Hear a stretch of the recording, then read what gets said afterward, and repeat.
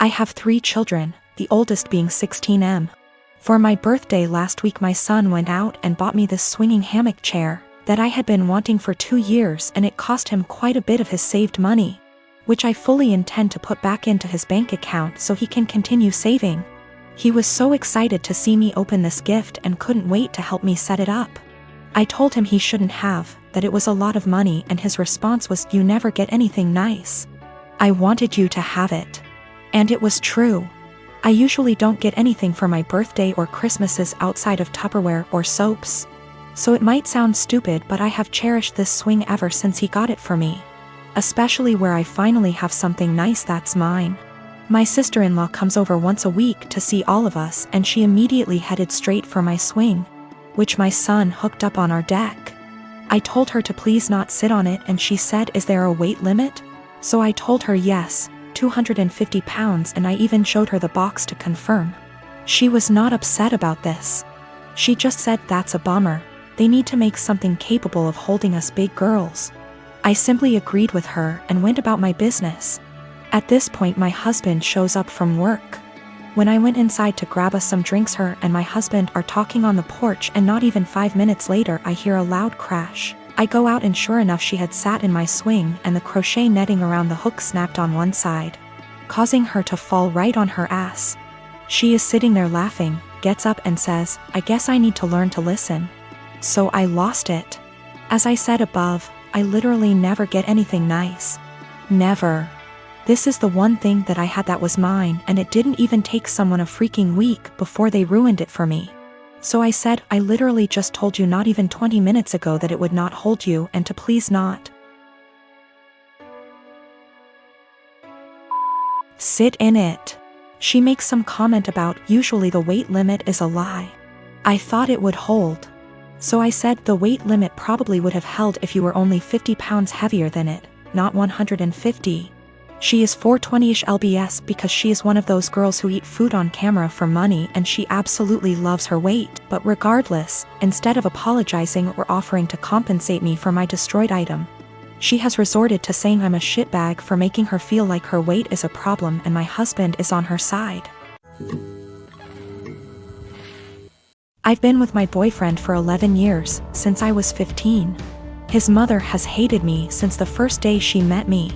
She hated me due to my ethnicity, Kosovan Albanian. She hated me due to my career. I work as a model, and she decided that makes me an empty-headed, vain, shallow person. Then when I told her I still planned to go to university alongside my career, she said I was doing it to impress my boyfriend.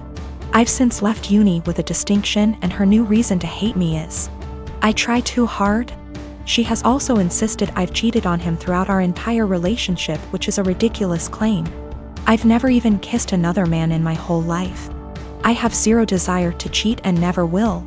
Late last year she attempted to void the insurance on my boyfriend's motorbikes. She tried to do this under my name, so hypothetically, when he was arrested for riding with no insurance and called his insurance company, I'd get the blame.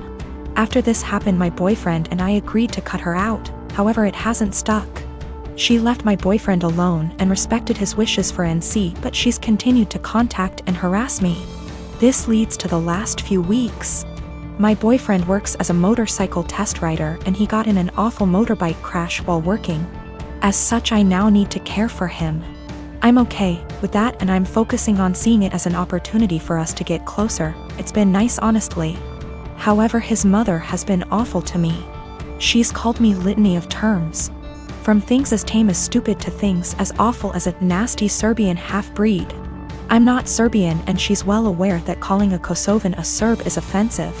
I tried to block her, so she started making new iMessage accounts and began to continuously harass me via those accounts. Then came Friday night. The police turned up at our door.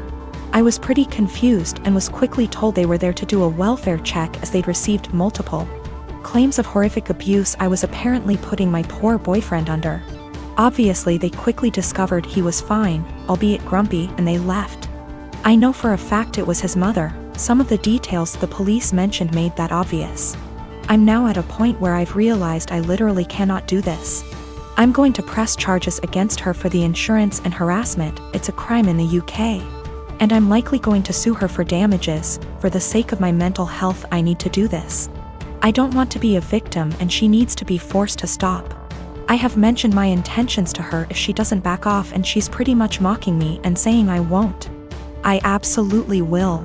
I just feel like this morally may make me an awful person.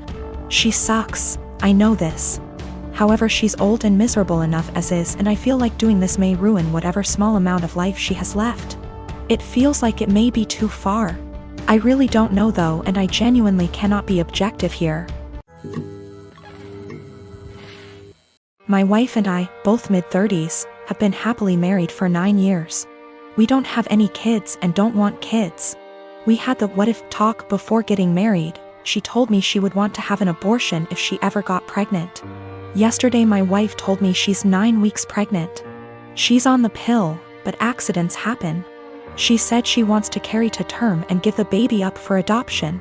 Naturally, I was surprised by the news and her change of mind. I asked her if she considered getting an abortion. She said she had, but she doesn't want to because she feels a bond to the fetus. She told me she has been researching adoption and learned that the local adoption agencies only accept birth mothers who are okay with having an open adoption. I told her I wasn't really comfortable with this and asked her if she would have an abortion. She started crying and spent the night at her sister's place. She won't answer my phone calls. I'm uncomfortable with this for a few reasons.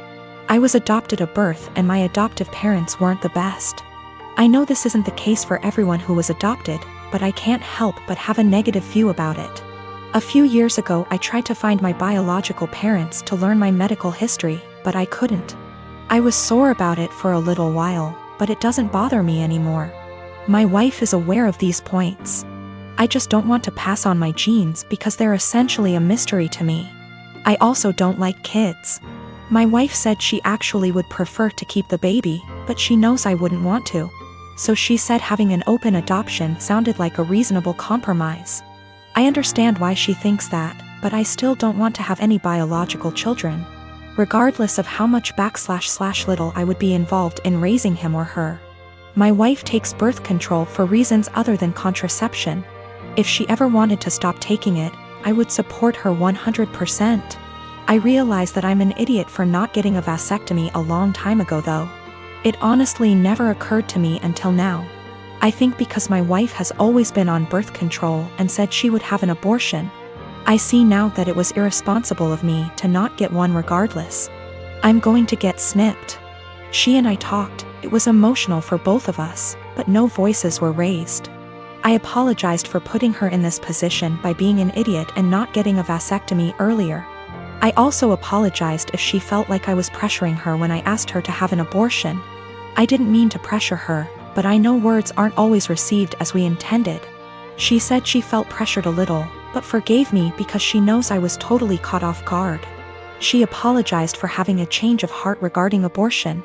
She said she was really surprised by her own feelings and hopes I don't feel like she tricked me. I don't. We mutually agreed that it would be good to spend one more night apart to really think. We've always have a strong marriage, and we're both committed to working through this, whatever that may look like. My wife and I have a 2-year-old son and have been married for 4 years. Our anniversary was a month ago and we found a nice, secluded cabin on Airbnb and rented it out for a long weekend getaway. My wife asked her parents if they would be willing to watch our son, and they agreed as long as we dropped him off at their house. That worked for us since it was on our way anyway. I was raised Lutheran and my wife was raised Catholic, but neither of us currently go to church and have not had our son baptized. My mother-in-law knows this and hates it. She thinks our son needs to be baptized or he will burn in hell. She's that kind of Catholic. So we go on our trip, and when we pick up our son and ask how the weekend went, mother-in-law says everything went fine and that she has saved my son's soul from the devil.